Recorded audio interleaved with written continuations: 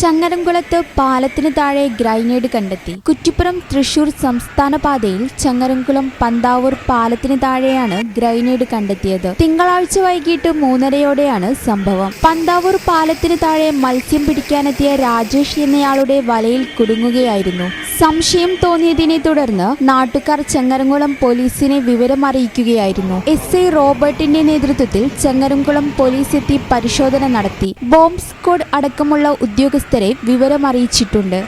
ഈ channel news Changaramkulam. Al Salama eye hospital സേവനത്തിന്റെ 20ാം വർഷത്തിലേക്ക് 21 ലക്ഷത്തോളം സന്തുഷ്ടരായ ഉപഭോക്താക്കളും 2 ലക്ഷത്തോളം തിമിര ശസ്ത്രക്രിയകളും പൂർത്തിയാക്കിയ മലബാറിലെ ഏക കണ്ണാശുപത്രി.